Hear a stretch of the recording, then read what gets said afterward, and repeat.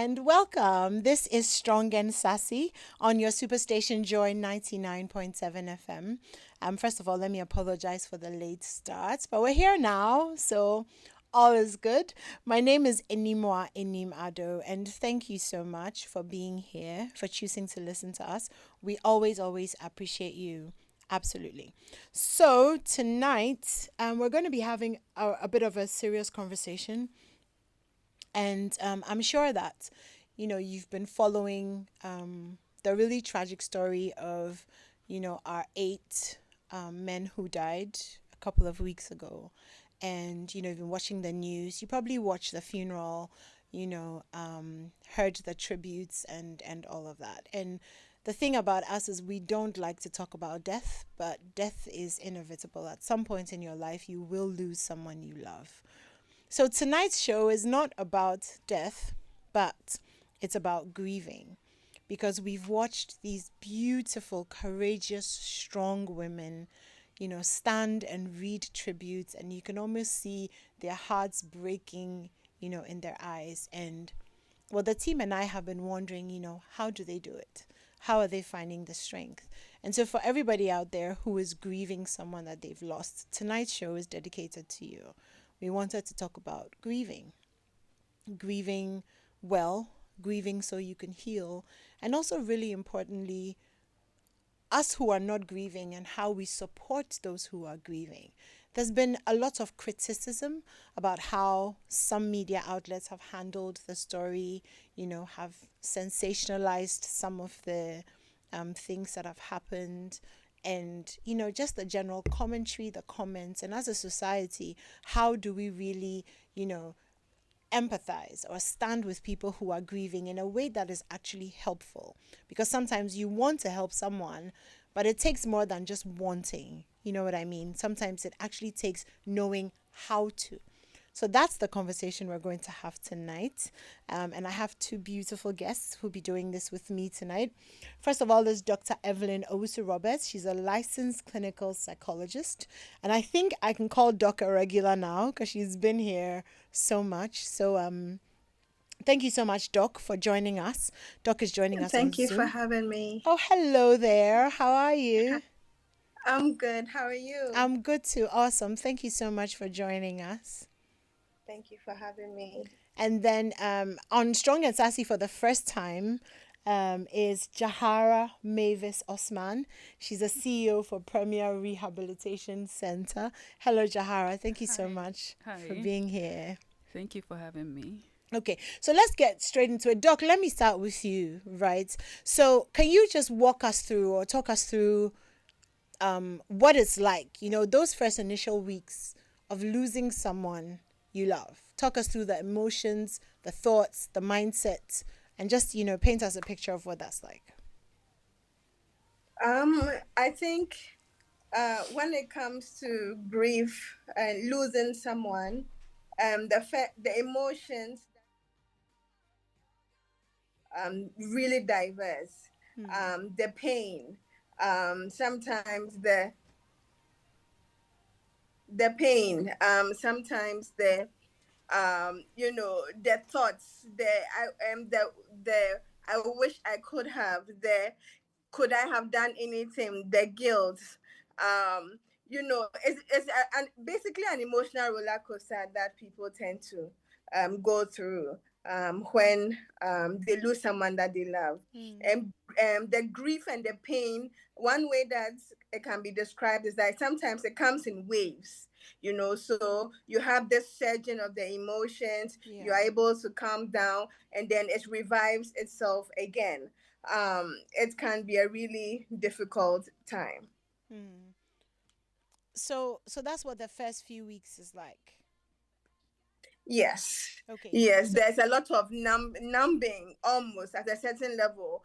Um, even memory, there can even be memory issues that sometimes even go on for an extended period of time because you are living but you don't really understand, like there's very little that you are able to grasp. People will be talking to you, people will be expressing their condolences, but then there's this feeling of is this real, am I here? Is this really happening? So you just go through the motions. People may be talking, you may be nodding, but then really you may be really lost.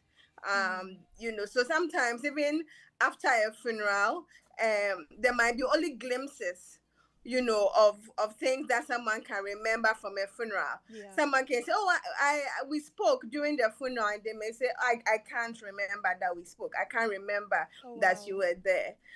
So it's because it's such a trauma that happens when you lose someone that is love, and that you love basically. So yeah, So that's these like are some of the things that tend to happen. the body's way of dealing with it by kind of like just blanking out completely. Yes, because everything else becomes too much. And Hmm. so what it does is that only tries to keep what is necessary. Hmm. Right. So any other information, tends to be basically siphoned out, because the grief and managing the grief, that mental shock, that trauma is so much. It's so much that you can only just sometimes all you can do is just literally breathe. Hmm. Sometimes that is the only thing that you can do, because it can be such a shock. Yeah, it sounds devastating. It is. Yeah. It is. Jahara, so Doc has talked about, the first few weeks Mm-hmm. of after the trauma of losing someone and the blanking out and all of that. In that period, what are the things that a woman needs the most from the people who have access to her? I think I would say reassurance, because we all experience grief differently. I have seen some express it immediately. Hmm. Like you would see, they would cry, they would shut down. And some people, just like she said, would just go blank Hmm. because they don't know how to express their emotion. Mm-hmm. So you would think, oh, they're okay, this person is fine. But deep inside, they're holding on to so much emotions that Hmm. it's highly difficult for them to express it. Hmm. And so we would find out sometimes through therapy that we have people who like become alcoholics. They start to now find meaning in life. They're looking for answers, because imagine you're very close to someone and you watch that person just go in like the matter of seconds. And not only does it make you feel like, not that you're not just going to miss the person, but what I want to say, it reminds you of life. It's not given. Hmm. It can be taken away from you anytime. Hmm. So in that thinking, it makes you question your own existence. Then you would find people asking, why are we here? You find people, doing certain things that they would typically not do, because they've lost meaning. They've lost it. They don't Yeah. understand. Like you would find people through therapy asking you that, okay, if I'm struggling, if I'm going to work, I'm doing all this, one day I'm going to die anyway, so why am I What's the doing point? it? Yeah. So Yeah. you move from that stage of crying, burying, to that stage of questioning your existence itself. Hmm. And in that space, you need not just therapy, you need family. Because once you begin to question your existence, you begin to lose meaning. But do you need therapy immediately? I think that depending on the grieving process, I would say initially therapy is needed. Some people may not initially express anything, but through therapy, they'll be able to understand that the fact that you are not expressing the emotion doesn't mean that the trauma is not in your body. Hmm. So you have to understand that, okay, I have trauma and this is what's happened, and you have to be present and aware and dig out the emotion and deal with it. Because some people would hide it, and 2 years down the line, 3 years down the line, they just become Something totally else. different Yeah. people because they didn't seek therapy Therapy. immediately. So when I asked you about therapy, Doc shook her head. So I Mm-hmm. think she has a different. Right. Doc, do you have a different view on needing therapy immediately? I do, because I think one of the premises of therapy and needing therapy is that at a certain level it is work, and so there's work that the patient or the client needs to be able to do. And sometimes, if it's too early, they will not be at the place where they can, Do the work. do that work. So I think that is why sometimes just allowing them to, go through their process, and then having family support them.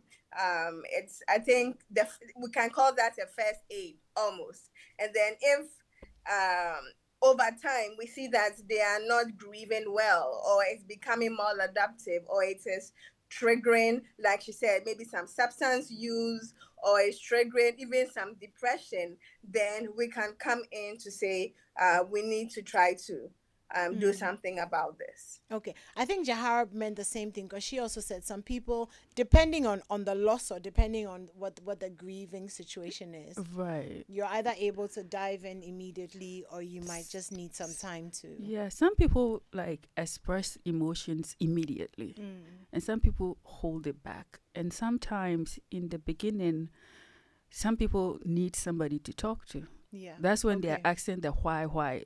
You would, I wouldn't say that you need therapy, like you need to put them in, but then they need somebody to talk to. And sometimes Okay. it's not family. Okay. Sometimes these are not friends. They need somebody to open up Help to, them especially to if the person is understand. feeling some sort of guilt. Like imagine you're driving a car with someone and then have an accident. The person, dies, and you are alive. Obviously, you're going to feel guilt, and that guilt is not going to come later. It's probably going to immediate, be yeah. immediate. And if you don't talk to the right person about it, you may trigger some suicidal thoughts, some drug use or something to kind of hide that. So, I mean, that is Depends on different. the Yeah, situation, situations really. are Yeah, very yeah, different. yeah. So, yeah. Yeah, okay. I get that. So, Doc, pretty much on the same thing. So, you've lost someone, first few weeks, the people around, sometimes somebody around us loses someone, we don't know what to do with them. They are, just in a different space and carrying more hurt and trauma than we can imagine. How do we, what do we do? Those of us on the periphery, how do we handle those first few weeks after some sort of event like that? Okay, so there are a few things we can do. I think we can be there. Okay. Our presence doesn't necessarily mean that we are sitting with them 24/7. What we can do is just show that we are there, show our presence. So what that means is that we can check in by phone, we can check in by call. If we are able to be there ourselves, to be able to do that, sometimes just sitting in silence, sometimes just maybe being able to rub someone's back as they cry. Sometimes you don't need too many words. Your presence is enough. Sometimes it can be difficult for such people to maybe eat or feel like eating, so, or even go and try to like cook food. So if you send packages, Yeah. Care packages, make sure that they can eat something that won't require too much. Not necessarily like you are going to be pounding fufu for the person or anything like that, because sometimes they just need something healthy to nibble on. So these are some of the ways that a person can be supported. Right, okay. Jahara, so Doc talks about not needing too many words sometimes. Sometimes, you do want to say something. Right. I find that when people are grieving and the first thing you say to them is, "Oh, you'll be fine, you'll be fine." I find that very invalidating. Right. Because I'm not fine. I've just Right. lost someone I love. I don't see how I'm going to be fine. So you telling me I'll be fine doesn't really help. But that's just my opinion. Right. I mean, but in your opinion, when there's a space for words, what are the kind of things that we say? How do we offer words that are going to be meaningful? I mean, for someone who has lost both parents, like both my mother and father died within 2 years, so it's different. I think when my mother passed away, the grief was very different from my father passing away. Okay. I wasn't sure, maybe we have experienced it before, so the second time was a lot easier for me. Okay. So during my mother's passing, I'd have people talk to me, and most of the time, it was just memories. When Okay. people are bringing out memories of that person and they think that is how they're going to express the grief to you, it actually triggers more, Mm. because like when a person comes in to greet and then, oh, this person, I used to sit here with them in school, and Yeah. then it triggers more. So it's more about being there, And just not like she saying much. say, Yeah, not not saying saying much, much. Yeah. because when you're reminding the person of the same thing that is caused the grieving process, it's it's a bit difficult, I think. Like, it's a bit Right. difficult for people to share To share. memories with you. Yeah. You know, I think it's interesting when you're trying to go through grief with someone, because everyone is different. Right. Because you know how you are talking about the fact that somebody would come up to you and share a memory and it Mm-hmm. would make you sad. Right. I remember when my dad died, Mm-hmm. when people came up to me and shared their memories, Mm-hmm. it made me feel like he wasn't forgotten. You know what I Oh. mean? Like, immediately he died, there Mm-hmm. were so many stories and so many people, oh my Right. God, and it actually made me feel like, oh wow, Mm-hmm. he's not going to be, it comforted Like, me people like sharing the recognize, memories. Yeah, right. so it's, for me, it's interesting that the opposites. For Do you get me, what it I was mean? it Yeah, it was was bringing out emotions, emotion. and Yeah. because I would always picture what the person would say. Would So in say that picturing it, I'm still picturing the person, and then alive. that minute I become aware that the person is not alive. So it kind of triggered that emotion That, of, yeah, I like, get you're that. Yeah, yeah, reminding me yeah, of it. yeah. When we were doing the funeral proceedings were going on, there were people who were saying, oh, I used to be here with that person, I used to be here with that person, which to them were kind words, but Yeah. that could trigger, like, an Oh emotion in the family wow. member, like you That, would not, yeah, yeah, yeah, yeah. you It's can. just so interesting. So I mean, really, grieving is deeply personal and very different Yes. for everyone, Yes. which is very interesting. Mm-hmm. Doc. So there's a lady that I follow on social media, and a few months ago, I think about a year ago or so, she lost her husband, and she posted quite recently that when somebody sees her in public and she's smiling or she's laughing, please don't offer condolences. Please don't bring it up. Just let me have that minute of joy, or whatever it is that I'm having. And I couldn't relate to it, maybe because I haven't known that kind of grief, Mm-hmm. but I think the question that I want to ask Doc is that, how are we, again, on the outside, how do we judge, that space between wanting to offer, our love or our condolences or our memory? How do we judge whether we should do that, or whether we should just hold space for whatever emotion the person is feeling at the moment? You know what I mean? Because she made a public post and she did say, when you see me somewhere and I'm laughing and I'm smiling, I'm in the moment, please don't come up to me and say, I'm so sorry for your loss, because Mm-hmm. all you're doing is taking me. So how do you know? Because you may see someone and you want to hug them, you want to reach out. How do you judge? Okay, should I not? Should I? Yes, and especially if that person is someone who maybe this might be that you may have heard about it and you may not have been able to be at the funeral, Yeah. and then all of a sudden you see this person, and so you just want to express your condolences. I Mm. think for me, usually I feel like the best way to go is if you are able to meet someone's need. So, for example, she has expressed her need, Yeah. and I think that that is great, because not a lot of people are able to express what Express they what they need when need. it comes to grief, because usually we have to guess what they need, right? So then I feel like any opportunity for someone who is grieving to say, this is how you can support me, I feel like I'm all for that, because then the person can know how to support you, because now you have expressed that this is what I want. Yeah. So I feel like that becomes a really good thing. Okay. Okay, Jahara, do you have a take on how to judge, whether to offer condolences or Mm-hmm. to bring up memories? How do you know what to do?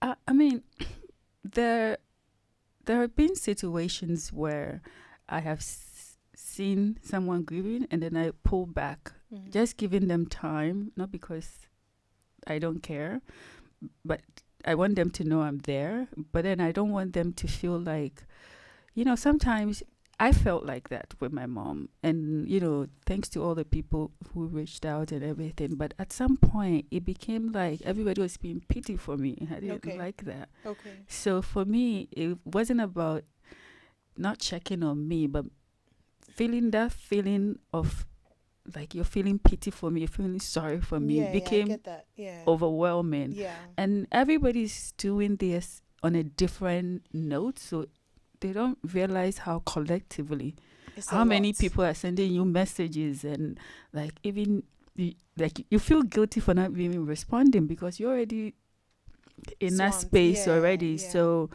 for me, I just think there's sometimes subtle ways, but if you feel the person needs you, you would feel it. Like if you're Mm. expressing your feelings to someone and you can tell the person really wants you to be there, you can Yeah. tell it. But when you sense that the person just wants to be left alone, You just leave them it's just alone. the kindest thing to do is to leave To them leave them alone. alone. Yeah. Yeah. Doc, is it different depending on who you lose? The grief. Please come again. I was asking that is the grief different depending on who you lose? I mean, Jahara shared that when she lost her mom and her dad within 2 years, but the feelings were different. But is it different when you lose your mom? Is it a different kind of, obviously to some extent, yeah, but a different kind of pain when you lose your husband or when you lose a child or when you I think what I'm trying to ask is, are some more painful than some? Hmm. So I think yes, there are certain losses that are more painful, and it all depends on the relationship as Mm. well. So take somebody who loses maybe their father, and they didn't have much of a relationship with them.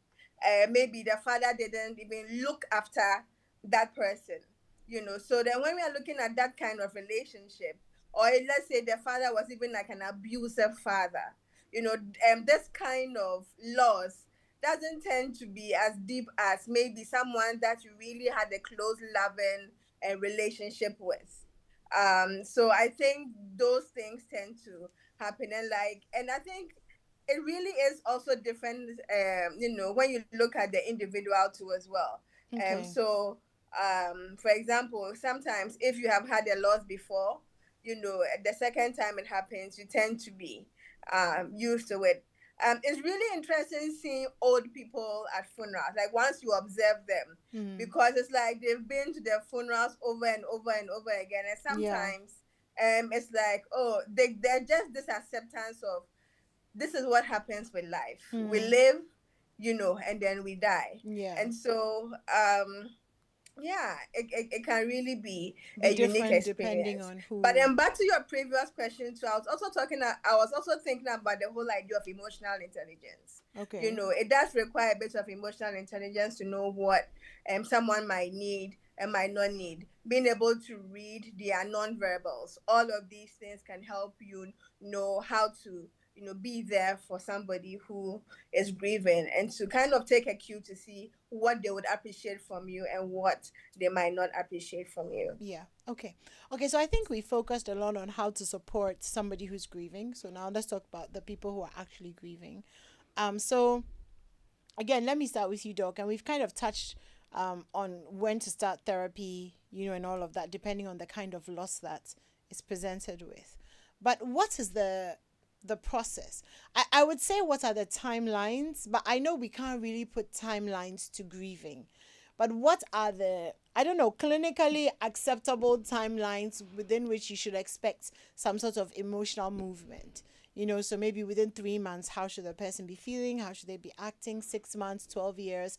When do we start getting worried about certain behaviors?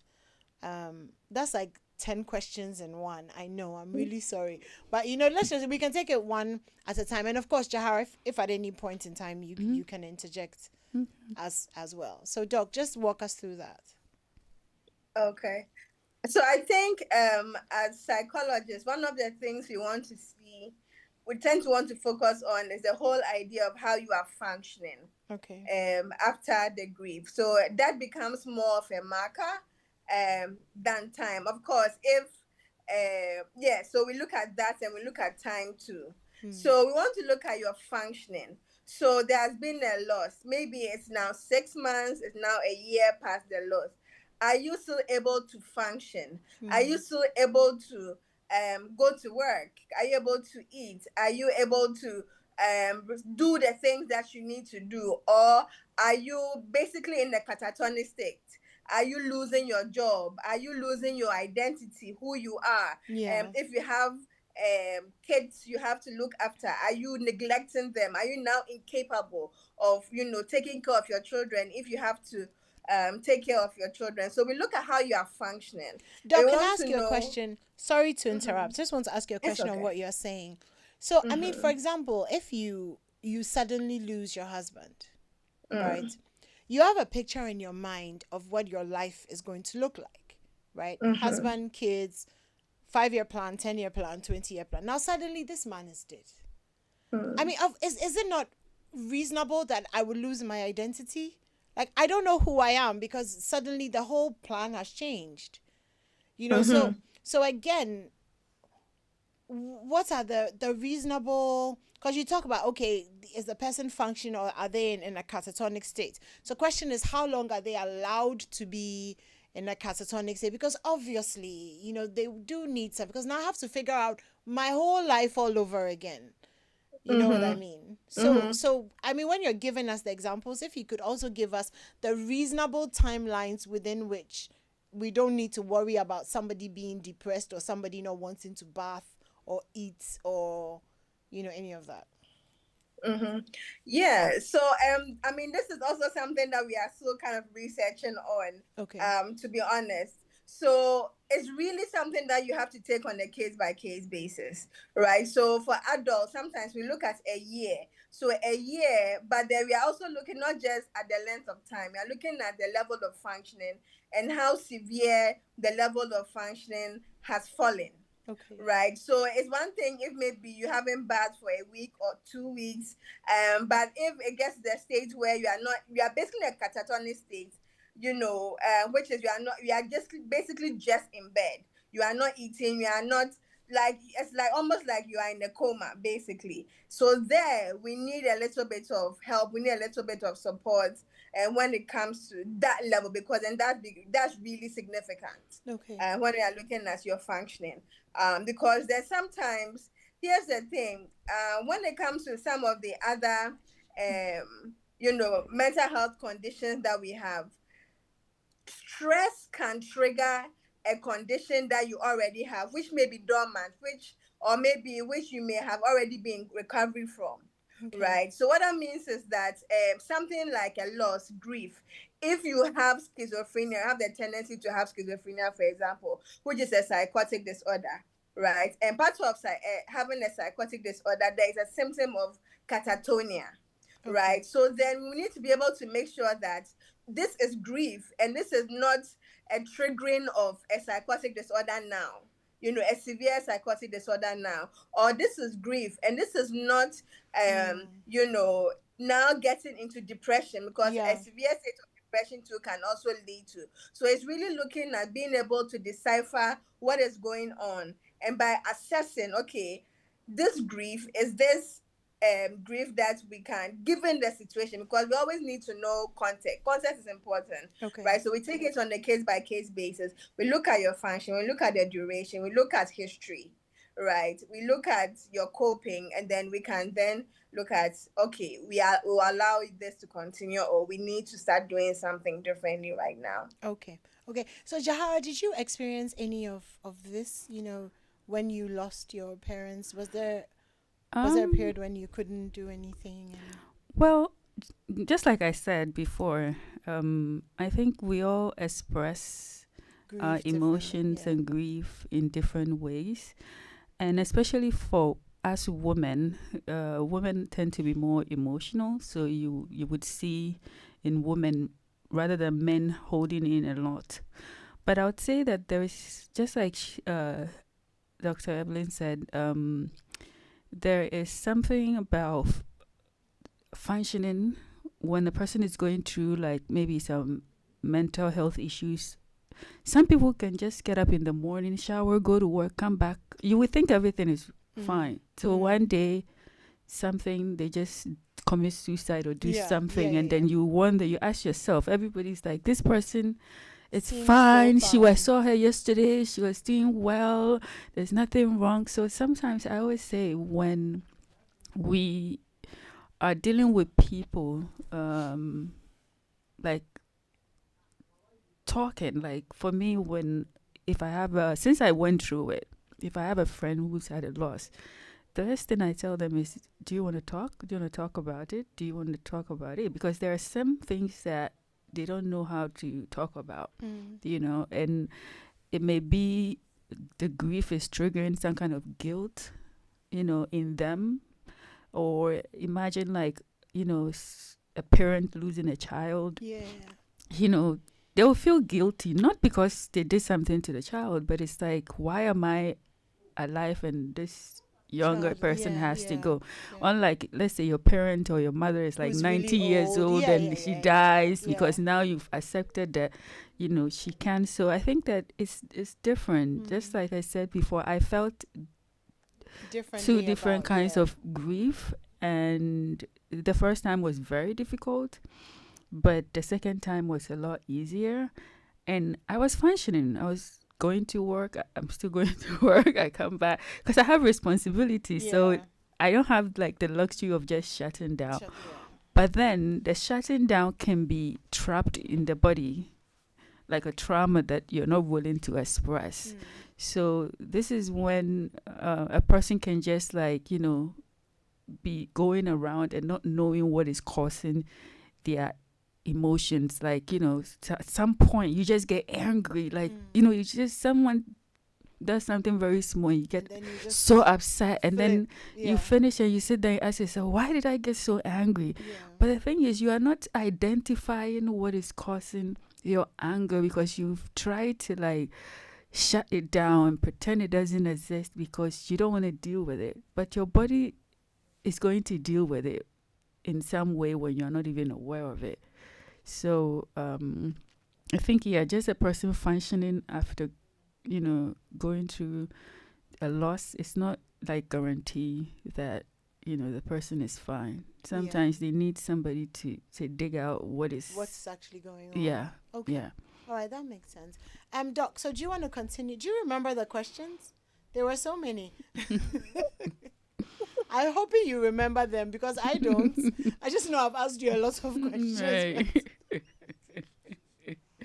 I just remember they were like 10 in one. Wow, but And you don't remember them, right? Okay. I think we talked about timelines, expectations and timelines. And I think you gave us a certain sense of normalcy may not return till after about a year, if I'm correct from what you said.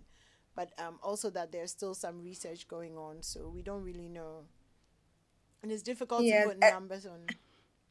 yes, and we also have children grief that occurs amongst children. Okay. That's also something that we have to look at as well. So I think for children, we tend to look at more of a 6 month, range to see how they are doing. And we also want to look at their function. So sometimes, because of trauma, some of the things that we notice is that there might be a regression in some of the developmental milestones that have been achieved. So a child who is maybe hasn't been sucking their thumb for ages now all of a sudden they are sucking their thumb. And maybe they have bedwetting when they have been potty trained. All of these things are things that we kind of check for when we look at looking at trauma or grief when it comes to children. Okay. So the I'm just looking on the poster for the show, and the title of the show is supposed to be "What Women Really Need When Grieving." So I think the last 10 minutes or so. Yeah, the last 10 minutes of the show, I think we should really just talk about that, about what women really need. Um, I know we've picked at it, a little bit and all of that, but let me start with Jahara on this one. But what do we really need? I mean, so for example, with these new widows, eight beautiful women, who woke up one day and their whole lives have been turned upside down. Hmm. What do they need? What can we do? Well, I think the first thing that we we, we ought to understand about women are, I mean, nature made us a little softer, so we tend to harbor a lot of emotions.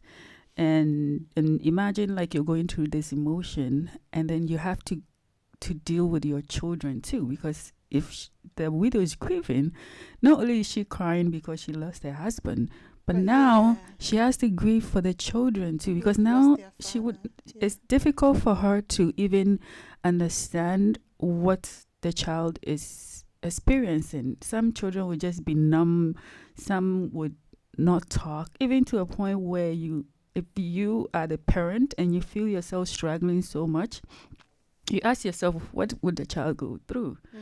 So I think for women, the I think the emotional needs during grieving, and how to also grieve for the children, or how to handle Handle the both children, both the loss of a husband, and the having father. to deal with the Yeah. children. Because imagine like you're with your husband and he plays a certain role Yeah. in the household, and you play a certain role, and then now the person is no longer there, so you have to immediately switch into super mother mode, like, because you have Yeah. to be the father and the mother. And sometimes the finances may not be even be there for a Mm. woman, like a homemaker, a housewife who probably never had to work, and immediately loses the husband. It's not only like worrying about her grief, Yeah. but But how is she also, going to yeah. go Yeah. about switching her emotions from grieving to getting up and going to find a job or doing something to now take care of the children, Yeah. so it's something that for me personally, with my charity that I do, I always say that you don't need money to be able to hear people say kind words or listen to Mm. you. And sometimes some people do not have the money to like go to the to seek therapy. Like, it's not even like they don't want, it's like there's no money to do that. And so um when I started the foundation, i um i, I tend to work with more women and children, and most of the time you would have a woman coming with the children. They are the ones that usually can afford to pay for it. And so I would say, yeah, we should definitely focus on not just the mother but the children, and But the how she'll be children. able to manage grieving for both. Yeah. Yeah. For both of them. Yeah. Doc, I've realized that a lot of times, or I've seen that a lot of times, especially when women lose their husbands and there are young children involved, the tendency is to send the young children away. So sometimes, if they can, fly them, outside to an auntie, kind of remove them from all of that initial drama and all of that. Is that a good thing for the child? How much, as women, how much exposure to grief must we give our children? Should they be part of the process, or should we try to protect them as much as possible? Um, it really depends on the age of the child, and how aware they may be of what's going on. So at a certain level, so for example, Mm. and one of the schools that I kind of consult with, there was a child in fourth grade who passed away, and um, she was in class, so everyone kind of knew that this was what had happened. Um, there was a question about whether to allow the children to go to the funeral or not. But then what we decided to do at the end is to acknowledge that, like in the ceremony, that was a little bit more controlled, so saying a prayer, talking a little bit about her and then releasing some balloons, right? So sometimes, once a child knows that there's been a loss, we can't, at a certain level, depending on their age of awareness, we can't pretend that they don't know, right?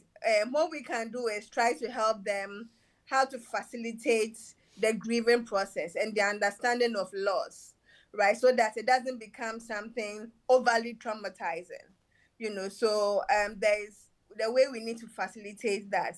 Now, sometimes the mother may not be in the condition to do that.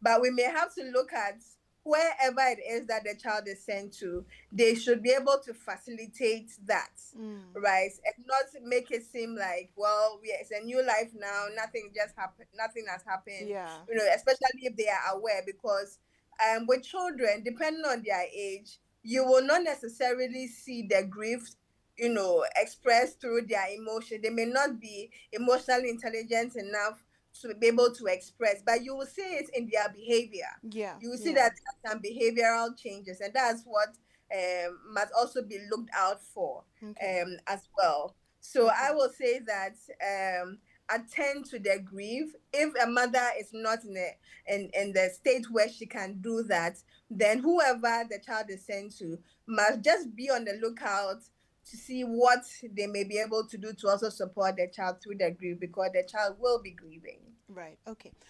So I think last question. I asked Jahara, so she gave us her answer, but let me ask you too. So what do women really need when they're grieving? Okay. So to answer that question, we first need to be able to understand the makeup of a woman. So when we are looking at the makeup of a woman, we know that we are made up of our physical, mental, emotional, and then social, and then even our spiritual needs, right? So then these are areas where you can meet the need of a woman who is grieving. So either her physical needs, her mental needs, her emotional needs, her social needs, and her spiritual needs.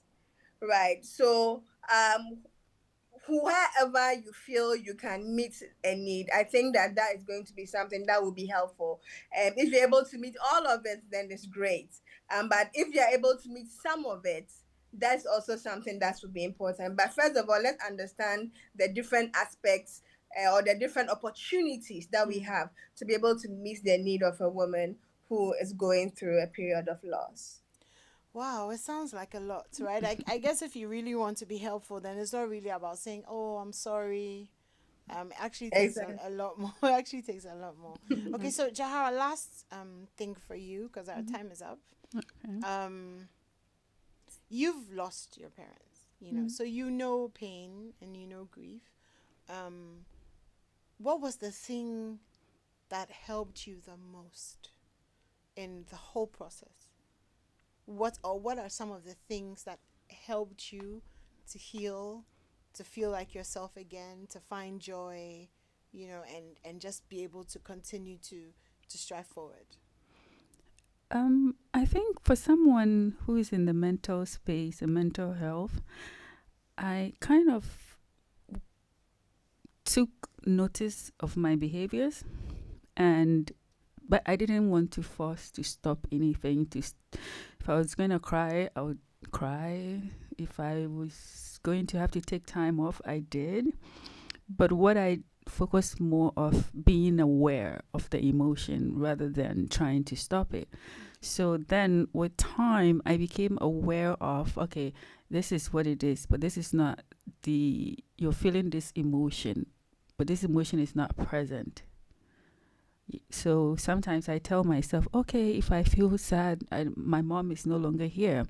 I tell myself, if she was here, she wouldn't want me sitting here crying. She would want me going out and hanging with my friends and doing, things that would make me happy. So let me go up and do that because she would never want to see me sitting here Yeah. crying. Yeah. So that was some kind of encouragement I would give myself to get up Okay. and go do things. Yeah. Because as much as we miss and we grieve, we should always think that those people wouldn't want us to be in that State. state. Yes. So for you, that's the major thing. That Yes, helps you. that's- Friends, family. Well, I had friends and family speak to me, but just like I told you, like a lot of the speaking was just only triggering memories. So you grieved alone. You're more of a loner. Yes, I would say. I I would say like I like to be more of aware of my yourself.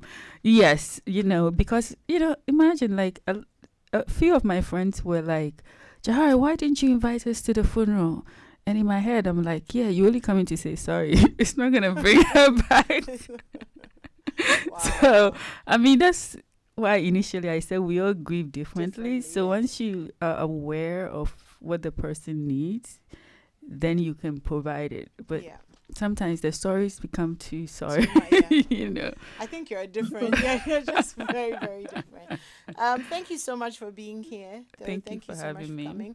This has been Strong and Sassy. My name is Animwaa Anim-Addo, and I've had Dr. Evelyn Owusu-Roberts and Jahara Mavis Osman joining me tonight. We've had a conversation about grief, and I hope that if you're listening and you're grieving, this helped you.